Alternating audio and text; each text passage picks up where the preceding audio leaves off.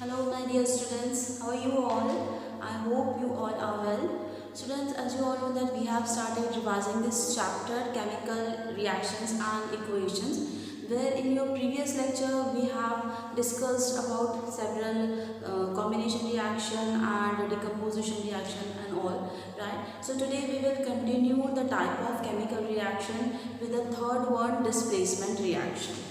Okay.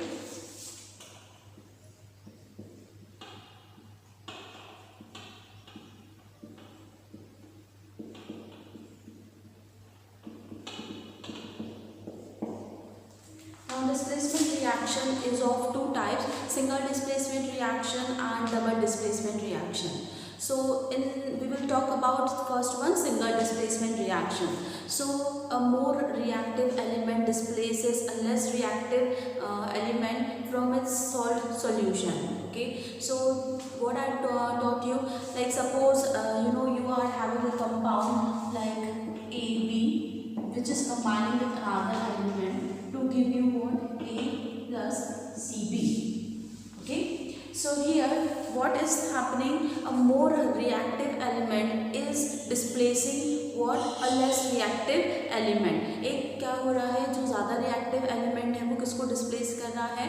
एक उससे less reactive element को displace कर रहा है. इसके लिए हम best example कौन सा लेते हैं? जैसे iron reacting with copper sulfate. Okay. When iron reacting with copper sulfate, what will happen? Iron sulfate, they will get an copper. So if you have been asked to find out which element is displaced, so you will say what? Copper. Copper is displaced, right? Copper displaced हुआ है. Who has taken place? Iron has displaced copper.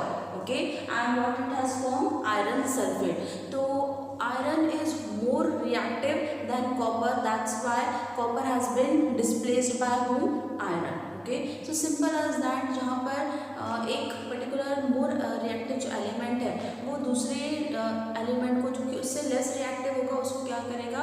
Displace करेगा और एक compound जो है वो form करेगा. इसके बहुत सारे एग्जांपल्स भी हमने देखे थे, है ना.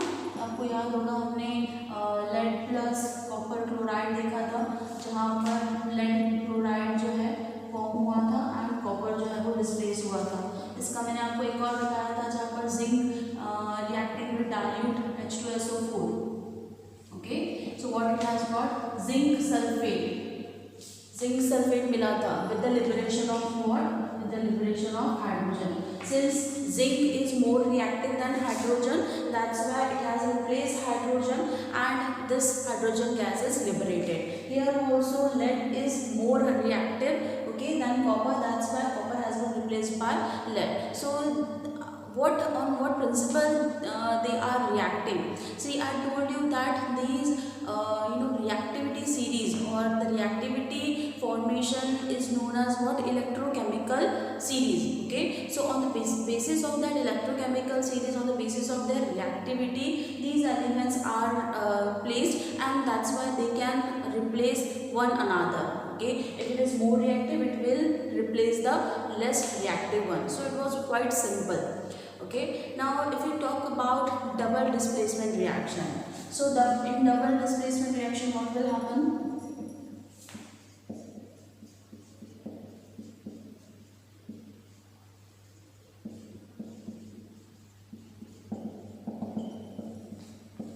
Okay, so double means what? दो. जहाँ पर दो जो है पर्टिकुलर कंपाउंड्स फॉर्म हुए हैं, जब आपस में रिएक्ट करते हैं प्रोडक्ट के साथ, they interchange their elements. Okay, and they form a new product. So यहाँ पर क्या हो रहा है? Ions are getting exchange from one compound to with the another compound. Okay, एक कंपाउंड के आयंस दूसरे कंपाउंड के साथ कंबाइन होकर they are interchanging with each other. तो यहाँ पर दो अलग अलग कंपाउंड्स हैं, इसलिए ये कैसा है? यहाँ पर डिस्प्लेसमेंट कैसा हो रहा है? डबल हो रहा है. That is why the name given double displacement reaction. This could be understood with a very good example of sodium sulfide. Okay, sodium sulfide. This is sodium sulfide. Okay, reacting with barium chloride. BaCl2. This is barium chloride.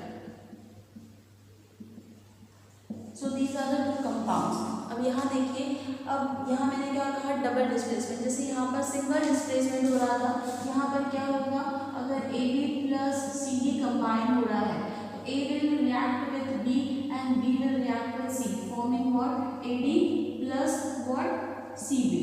Okay, so यहाँ पर क्या हुए हैं, compounds एक दूसरे के साथ interchange हुए हैं, है ना। एलिमेंट्स क्या कर रहे हैं, आयंस अपने इंटरचेंज कर रहे हैं और एक दूसरे को डिस्प्लेस कर रहे हैं। यहाँ पर मोर रिएक्टिव और लेस रिएक्टिव के बेसिस पर ही ये फॉर्म हो रहे हैं, जैसे यहाँ पर सिंगल डिस्प्लेसमेंट रिएक्शन में हुआ था। ठीक है, अब यहाँ देखिए, यहाँ जब sodium sulphide is combining with barium chloride, what we are getting barium sulphate, okay, and what we are getting NaCl, okay, so NaCl, this is 2, okay, and everything else is balance, okay, यहाँ पर ये पूरा balance है।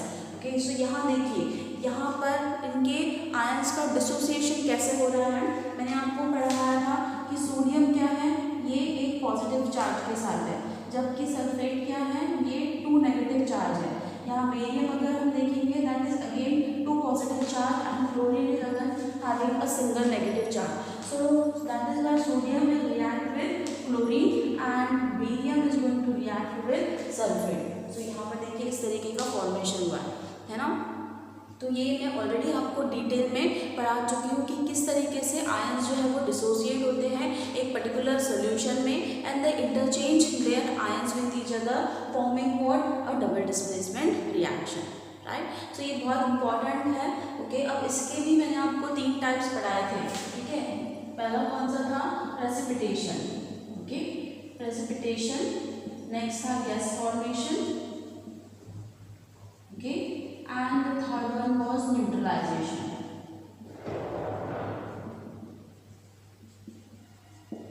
So double displacement reaction basically is divided, is having 3 types. First one precipitation, gas formation and neutralization. Here also one precipitate will form and this is the precipitate that is formed. Okay, so ये कौन सा precipitate है, ये precipitate कौन सा है, यहाँ पर बेरियम सल्फेट का जो है प्रेसिपिटेट बनता है। प्रेसिपिटेट क्या होता है, द इनसॉल्युबल पार्ट, राइट। तो अगर किसी वाटर मीडियम में कोई पार्ट इनसॉल्युबल रह गया है तो वो क्या बनाता है, प्रेसिपिटेट बनाता है। सो यहाँ प्रेसिपिटेशन का मैंने आपको एग्जाम्पल भी दिया था, है ना, lead nitrate combining with what, with potassium iodide and then lead iodide and potassium nitrate was formed. So जो lead iodide था वो आपका precipitate formation था, उसमें भी ions जो है वो exchange हुए थे, है ना।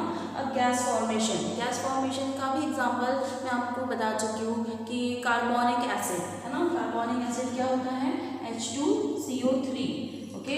सो कार्बोनिक एसिड मतलब क्या, the soda that we drink, है ना। So when it gets open, आपने देखा होगा जब कभी भी हम कोई सोडा बॉटल ओपन करते हैं उसमें से एक गैस जो है वो एक गशिंग सा साउंड हमें सुनाई देता है ना। तो that is nothing but formation of what, formation of carbon dioxide which get liberated, okay, which get liberated. Now these gases are soluble in water, okay. So some are, मैंने आपको बताया था कि some gases are soluble and some are not.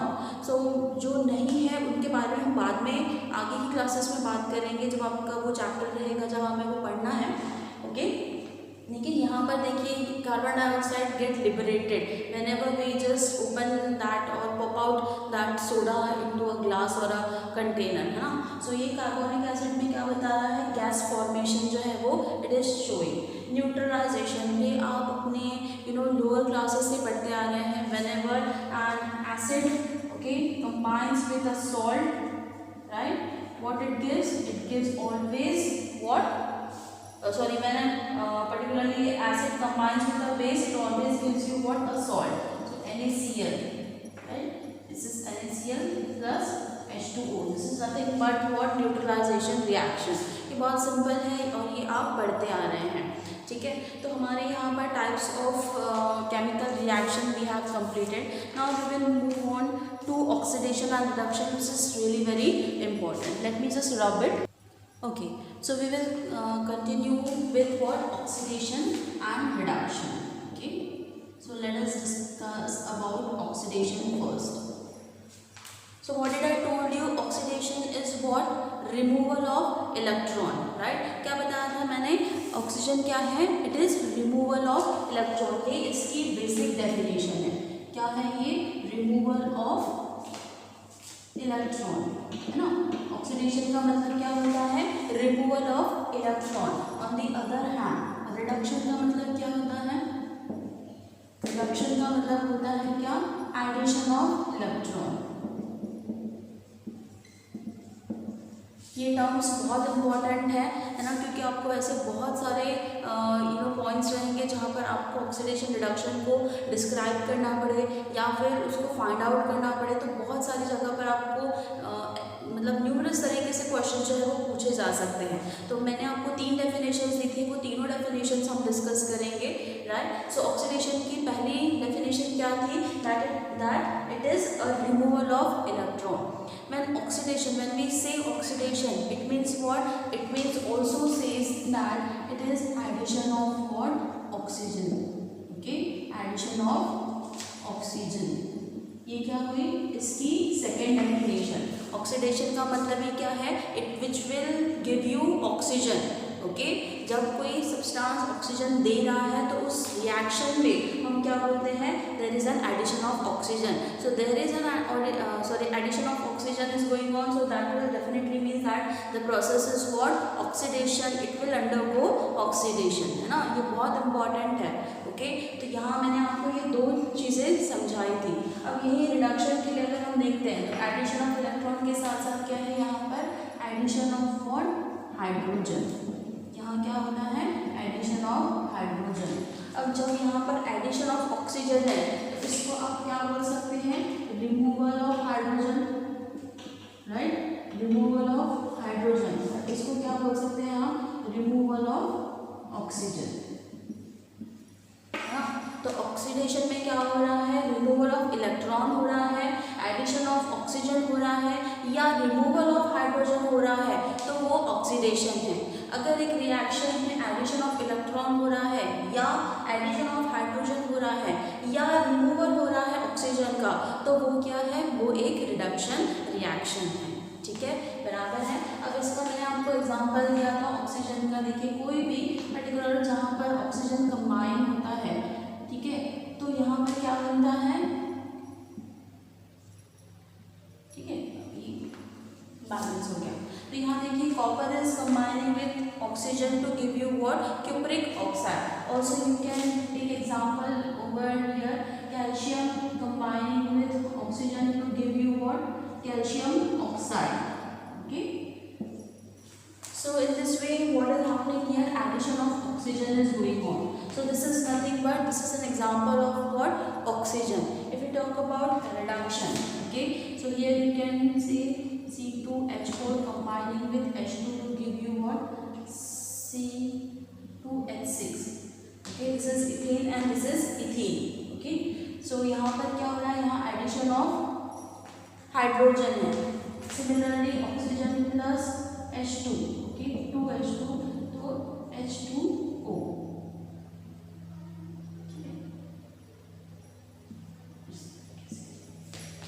अभी balance है.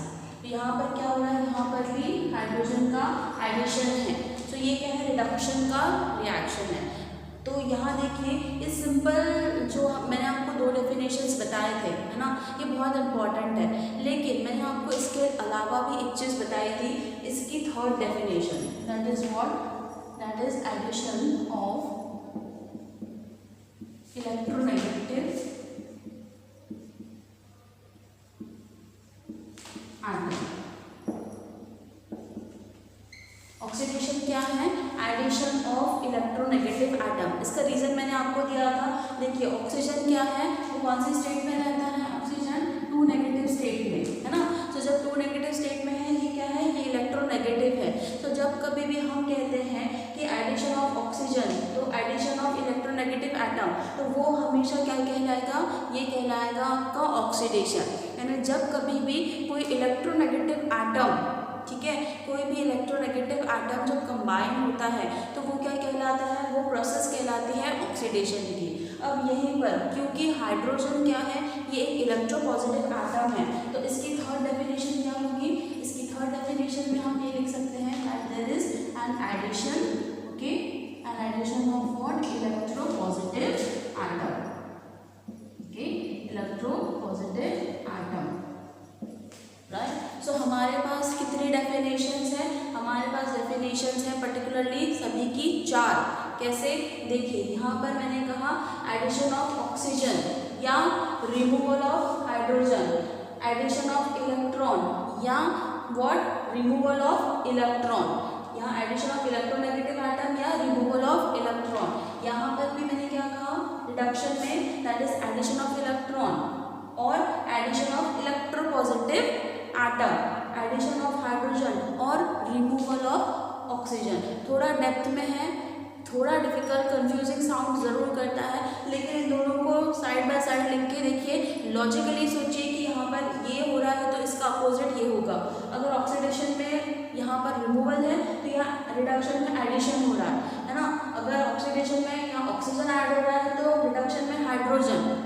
अगर मैंने इसको यहाँ से रिमूवल ऑफ हाइड्रोजन किया है तो यहाँ पर रिमूवल ऑफ ऑक्सीजन हो रहा है। बहुत सिंपल है, सिर्फ थोड़ा सा कंफ्यूजिंग कहाँ लगता है? यहाँ इलेक्ट्रोपॉजिटिव और इलेक्ट्रोनेगेटिव एटम में। देखिए मैंने आपको बहुत सारे एग्जांपल्स दिए थे ऑफ हैलोजेंस, है ना। मैंने आपसे क्या कहा था कि अगर phosphorus is combining with chlorine it will give you what? Pentachloride, PCl5,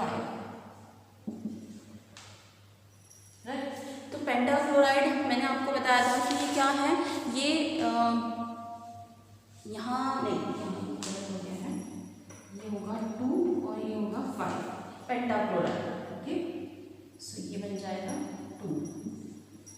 अब यहाँ देखिए, यहाँ पर फॉस्फोरस कंबाइन हो रहा है क्लोरीन के साथ, और क्लोरीन क्या है?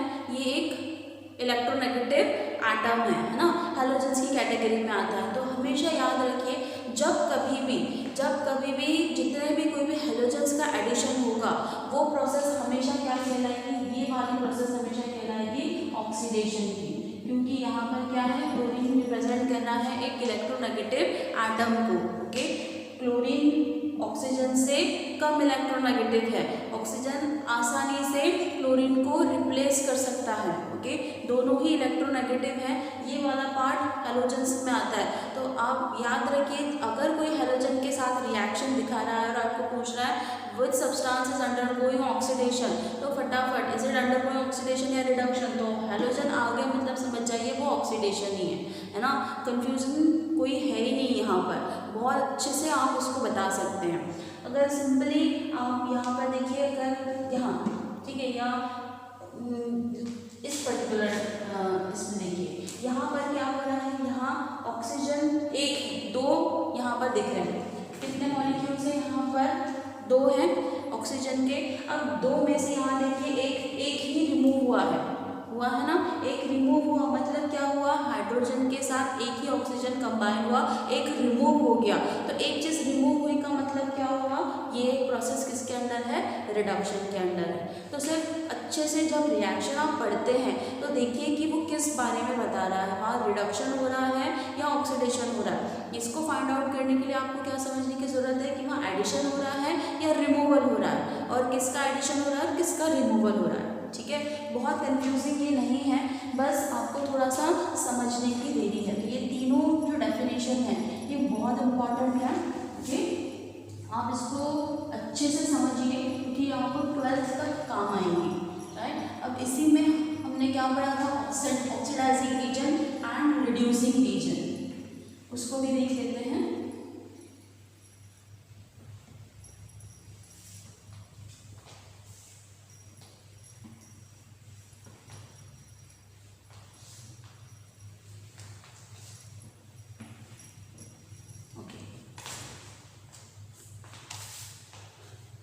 ऑक्सीडाइजिंग एंड रिड्यूसिंग एजेंट के पहले मैंने आपको एक टर्म बताई थी, रेडॉक्स रिएक्शन, है ना। तो रेडॉक्स रिएक्शन क्या होते हैं? In a reaction where both oxidation and reduction as well as going on, है ना, both reaction are taking place in one reaction, okay.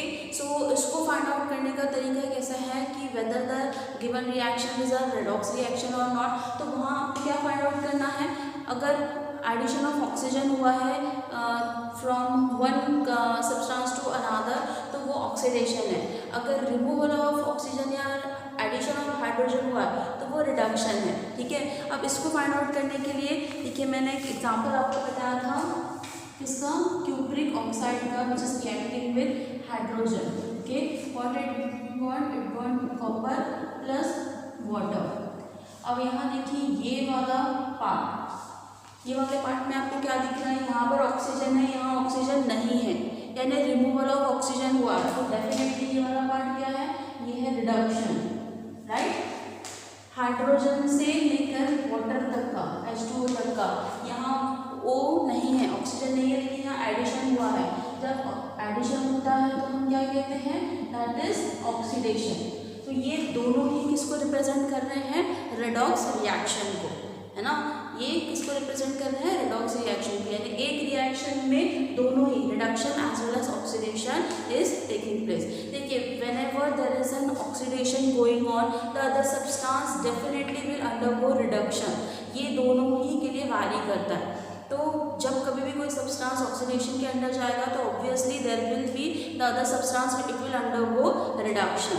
ये फोर्थ डेफिनेशन है, ओके, कि एक सब्सटेंस अगर ऑक्सीडाइजिंग हो रहा है तो दूसरा डेफिनेटली क्या होगा, इट विल अंडरगो रिडक्शन, यानी वो रिड्यूस होगा ही होगा। तो ये आपको चीज़ें जो है ऑक्सीडेशन और रिडक्शन से रिलेटेड है और इसको हमेशा ध्यान में रखना ही है ना। ये कंफ्यूजिंग नहीं है, बहुत ईजी है, बस आपके समझने की और प्रैक्टिस की ज़रूरत है। ठीक है, अब यहाँ पर पूछा जाता है कि ऑक्सीडाइजिंग एजेंट या रिड्यूसिंग एजेंट फाइंड आउट करिए, है ना। ये टर्म मैंने आपको बताई थी, ठीक है, oxidising agent and reducing agent.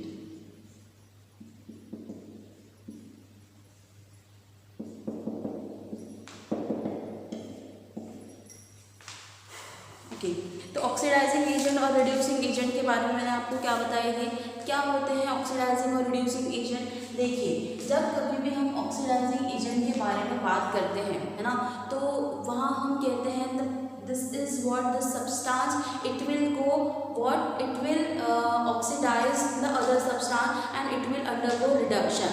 Oxidising agent क्या करते हैं, अदर सब्सटेंस को ऑक्सीडाइज करते हैं, itself it will undergo what reduction. ठीक है, रिड्यूसिंग एजेंट क्या करते हैं, it reduces other substance itself undergoes oxidation. दोनों ही आपस में कैसे हैं, उल्टे हैं, एक दूसरे के साथ वैरी करते हैं। ऑक्सीडेशन में क्या था, रिमूवल ऑफ व्हाट हाइड्रोजन, और रिडक्शन में क्या था, रिमूवल ऑफ ऑक्सीजन। तो सेम फंडा यहाँ पर भी काम करता है ना। कैसे कि ऑक्सीडाइजिंग एजेंट क्या होते हैं, बिल्कुल ऑक्सीडेशन रिडक्शन को रिप्रेजेंट करते हैं, यानी दूसरे सब्सटेंस को ऑक्सीडेशन के प्रोसेस के अंदर लेके जाते हैं, लेकिन एजेंट क्या करते हैं, वो खुद क्या होते हैं, रिड्यूस होते हैं। ओके, दे इटसेल्फ अंडरगो रिडक्शन। यहाँ पर रिड्यूसिंग एजेंट क्या करते हैं, अदर सब्सटेंस को रिडक्शन प्रोसेस में लेके जाते हैं, लेकिन itself it will go oxidation. उल्टा पुल्टा, बस अगर ये इसको कर रहा है तो उसका उल्टा दूसरा करेगा। ओके, तो मैंने इसका एग्जांपल अभी आपको बताया था, ये वाला। यहाँ देखिए copper cupric oxide is undergoing reduction, okay, and it will give you copper. So this particular is what, अगर ये रिडक्शन है तो ये क्या है, ये बन गया है आपका ऑक्सीडाइजिंग एजेंट। ठीक है, अगर ये रिडक्शन के प्रोसेस में जा रहा है तो इसका उल्टा ये क्या है, ऑक्सीडाइजिंग एजेंट है, itself it will go what oxidation. अब ये हाइड्रोजन से H2O, तो इसका ये प्रोसेस कौन सी है, ऑक्सीडेशन की है। तो यहाँ पर H2 क्या है, ये आपका रिड्यूसिंग एजेंट है। ठीक है, बहुत सिंपल है, ज़्यादा दिमाग दौड़ाने की ज़रूरत ही नहीं है, बहुत इजीली आप समझ सकते हैं कि यहाँ पर ऑक्सीडेशन हो रहा है तो जिसका ऑक्सीडेशन हो रहा है वो सब्सटेंस होगा रिड्यूसिंग एजेंट, जहाँ रिडक्शन हो रहा है वो सब्सटेंस क्या बन जाएगा, आपका ऑक्सीडाइजिंग एजेंट बन जाएगा। एक और एग्जांपल ले लेते हैं हम। ठीक है, यहाँ पर sulphur dioxide combining with hydrogen sulphide to give you what, to give you H2O and S। Okay, इस तरीके से यहाँ पर 3S इसको कर देते हैं। सो सो यहाँ देखिए, यहाँ पर इसका वैल्यू देखिए कि ये अगर आपको फाइंड आउट करना है कि हाइड्रोजन सल्फाइड जो है ये रिड्यूसिंग एजेंट है या ऑक्सीडाइजिंग एजेंट है, ये आपको फाइंड आउट करना है। ओके, सो इसको बैलेंस कर लेते हैं पहले, 2 2 ये 3, ठीक है। अब ये कंबाइन हो गया। ओके, इसको निकालेंगे, चलिए ये 3 बैलेंस है। ओके, सो यहाँ पर हाइड्रोजन सल्फाइड आपको पता करना है कि ये ऑक्सीडाइजिंग एजेंट है या रिड्यूसिंग एजेंट है। ओके, तो यहाँ देखिए, यहाँ से H2O से इस तरफ यहाँ क्या हुआ है, sulphur got replaced by oxygen. तो आपको पता है sulphur is what, this is again an electronegative atom which got replaced by more electronegative atom which is oxygen। तो एक इलेक्ट्रोनेगेटिव, मैंने आपको ऑक्सीडेशन के प्रोसेस में क्या बताया था कि ऑक्सीडेशन के प्रोसेस में आपको बताया था कि एडिशन ऑफ इलेक्ट्रोनेगेटिव एटम। तो here one electronegative atom is replaced by more electronegative atom, यानी यहाँ पर एडिशन ऑफ क्या हुआ है, एक इलेक्ट्रोनेगेटिव एटम हुआ है। ओके, तो इसका मतलब क्या है, ये प्रोसेस किसके अंडर गई है, ऑक्सीडेशन के अंडर गई है। ठीक है, अब ये अगर प्रोसेस ऑक्सीडेशन के अंदर गई है तो H2S क्या हो गया आपका, अभी बताया मैंने, ऑक्सीडेशन अगर ये है तो ये क्या बन गया आपका, रिड्यूसिंग एजेंट बन गया। ठीक है, सिंपल है, बहुत इजी है, बिल्कुल भी डिफिकल्ट नहीं है। ओके, इजीली आप उसको समझ सकते हैं कि इसी में मैंने आपको एक और चीज़ बताई थी, रिडक्टेंट और ऑक्सीडेंट, है ना, ये 2 टर्म मैंने आपको बताए थे कि इनको भी आपको पूछा जाता है कि यहाँ पर रिडक्टेंट फाइंड आउट करिए, ऑक्सीडेंट फाइंड आउट करिए, है ना। तो रिडक्टेंट क्या होता है, this is nothing but reducing agent, reduction को फॉलो करते हैं। ऑक्सीडेंट क्या होते हैं, which is representing what, oxidising agent. तो नाम सिर्फ अलग है, काम वही है, सिर्फ टर्म्स क्या हो जाएंगे, चेंज हो जाएंगे, ताकि आपको थोड़ा सा कंफ्यूज करे कि अरे हमने तो ऑक्सीडाइजिंग एजेंट पढ़ा है, रिडक्टेंट कहाँ से आ गया, रिड्यूसिंग एजेंट पढ़ा है, ऑक्सीडेंट कहाँ से आ गया। तो यहाँ आपको सिर्फ टर्म्स के साथ थोड़ा कंफ्यूज करने के लिए आपको इस तरीके से पूछा जाता है, लेकिन काम वही है ना। तो ऑक्सीडेंट और रिडक्टेंट का भी आप एक एग्जांपल देख लीजिए, मैं आपको बता देती हूँ, जहाँ पर मैंने आपको यहाँ होगा लेड सल्फाइड का बताया था मैंने आपको। Okay, lead sulphide reacting with hydrogen peroxide, है ना। यहाँ एक एग्जांपल दिया था मैंने, टू फाइंड आउट, आपको फाइंड आउट करना था कि इसका जो प्रोडक्ट फॉर्म हो रहा है उसमें ऑक्सीडाइजिंग या ऑक्सीडेंट कौन सा है और रिडक्टेंट कौन सा है। ओके, तो यहाँ पर PbSO4 ये हुआ था, ओके, और H2O फॉर्म हुआ था। बहुत सिंपल तरीका है, यहाँ से देखिए ये PbS से लेकर PbSO4 that is lead sulphate. Okay, अब यहाँ देखिए लेड सल्फेट है यहाँ, लेकिन यहाँ ऑक्सीजन ऐड हुआ है, तो ये लेड सल्फेट बना है, मतलब ये प्रोसेस किसके अंदर गई है, ऑक्सीडेशन के अंदर गई है। अब यहाँ देखिए हाइड्रोजन पेरोक्साइड है, हाइड्रोजन पेरोक्साइड से लेकर यहाँ वाटर तक, यहाँ पहले 2 ऑक्सीजन थे, अब एक ही ऑक्सीजन है, मतलब ये रिडक्शन के अंदर गया है ना। तो अगर ये रिडक्शन के अंदर गया है और ये ऑक्सीडेशन के, तो ये वाला क्या बन गया बताइए, लेड सल्फाइड क्या है, ये लेड सल्फाइड बन गया आपका रिडक्टेंट, क्या बन गया, रिडक्टेंट, या आप इसको क्या बोल सकते हैं, रिड्यूसिंग एजेंट। और hydrogen peroxide it is undergoing reduction, that means it is an oxidising agent, या आप उसको ऑक्सीडेंट बोल सकते हैं, whatever the question has been asked depending upon that.